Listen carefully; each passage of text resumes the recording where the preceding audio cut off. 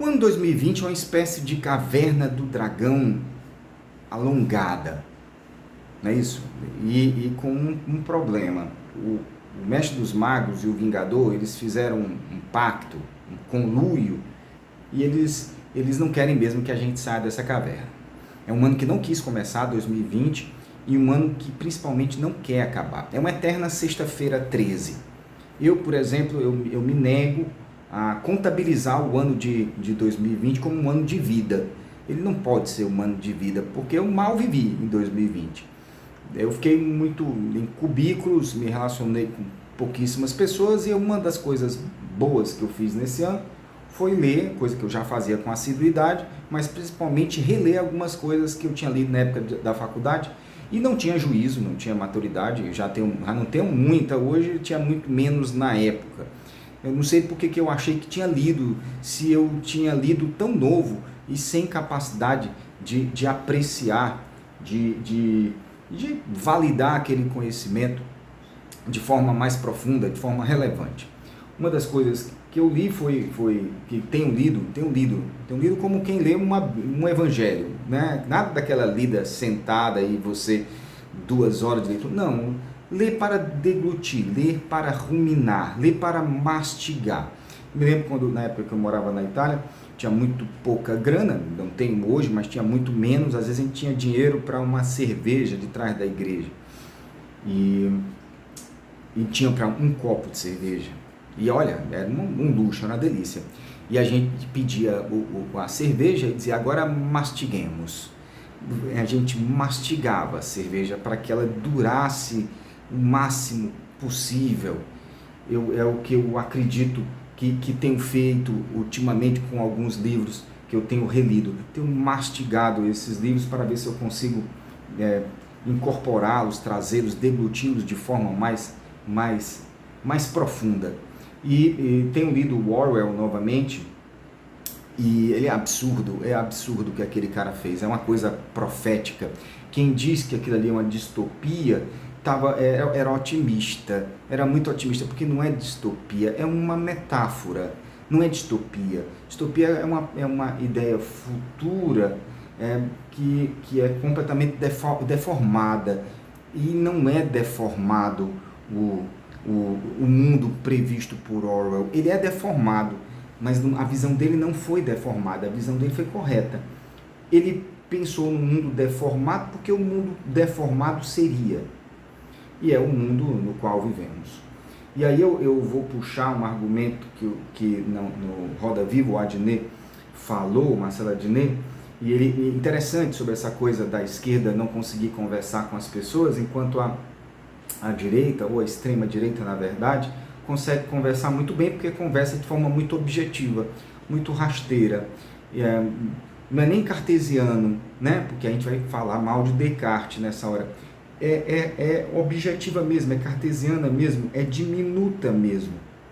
Não tem muita filosofia, apesar de existir, obviamente, uma ideologia, e é aquela coisa da linguagem memética, não é mimética, é memética, a linguagem do meme.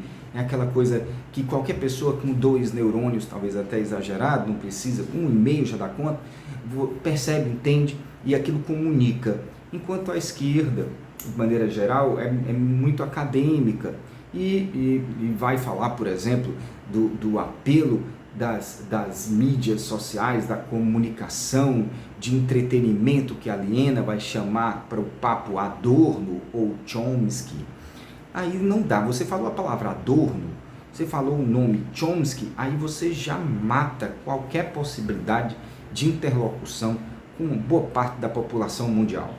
E agora, o problema será que a esquerda deveria, ou o centro, ou cima, ou baixo, não sei quem, esse pessoal deveria aderir ao mesmo tipo de comunicação, mesmo tipo de diálogo, essa coisa memética, essa coisa objetiva demais, rasteira demais, rudimentar demais, essa coisa que o Adnet fala homem, mulher, mulher, ou que fala qualquer criança hoje fuma um paralelepípedo de crack e deveria trabalhar, é uma comunicação muito objetiva, muito básica, Quando você fala essa doença é uma gripezinha, é um resfriadinho, não fará mal a ninguém, né? Uma coisa absurda, qualquer pessoa com menos de 2 neurônios consegue entender.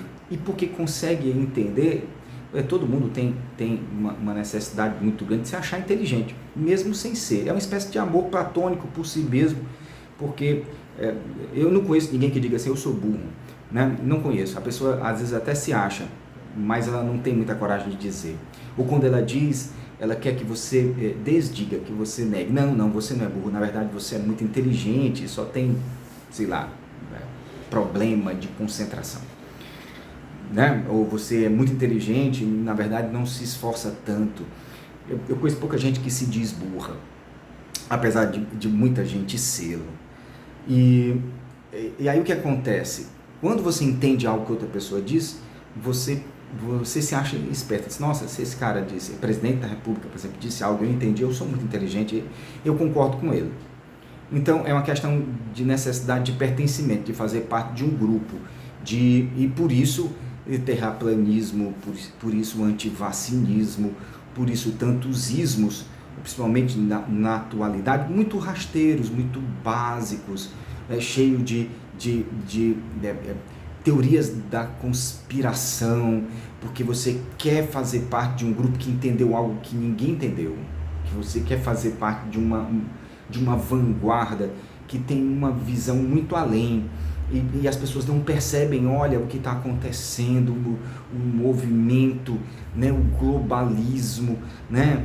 E aí por isso pessoas completamente desclassificadas, desqualificadas, os Coppolas da vida, os Olavos da vida, os outros que eu nem sei o nome, começam a ter palcos completamente equivocados, completamente desnecessários, completamente gratuitos. Nós olharemos no futuro e teremos vergonha de tê-los ao menos escutado. Como é que a gente deu palco para essas pessoas? Como é que elas tiveram condição de serem ouvidas publicamente? Não estou nada contra, pelo contrário, sobre a liberdade de expressão. Todo mundo deve ter a possibilidade de se expor. Nem todo mundo merece palco, nem todo mundo merece visibilidade, porque algumas ideias são perniciosas, são perigosas, são antidemocráticas, são anti-ser humano. Então não é para você escutá-las. Inclusive, ultimamente, o Porta dos Fundos tem feito algumas revisões sobre isso, tem falado, tem tratado como é que nós podemos dar voz a racistas, a extrema-direitistas, a pessoas com ideias completamente ultrapassadas, com ideias que são, que Gengis Khan bateria palma para elas, mas não dá para bater palmas hoje. Então, uma das coisas que a gente tem que rever é sobre essa liberdade de expressão. Ok, você tem direito de se expressar. Agora, não obrigatoriamente você vai ter microfone, você vai ter visibilidade. Por quê? Porque a sua ideia é complicada de ser dita, porque ela pode causar adesões prejudiciais, perniciosas socialmente. É algo que se deve realmente, principalmente, né, quando essa galera tem a seu favor técnicas de algoritmos, de robôs, de impulsionamentos e patrocínios absurdos. Tem. E fora o robô ser humano mesmo, aquele robô meio abestado, que vai também compartilha aquelas ideias. Quando a gente fala de storytelling, gente, a gente fala de narrativas, e narrativas, elas desde muito cedo, desde os tenros anos da humanidade, as narrativas têm capacidade de mobilizar as pessoas. Você pode mobilizar as pessoas para gerar um mutirão a favor da construção de casas de pessoas necessitadas. Maravilhoso, uma excelente narrativa. Mas quando você usa essa mesma condição, essa mesma capacidade para destruir casas, para destruir pessoas, para caluniar, para difamar, para destruir ideias que são importantes para a democracia, para a sociedade, aí fica complicado. É bem possível que essas pessoas não mereçam esse pau.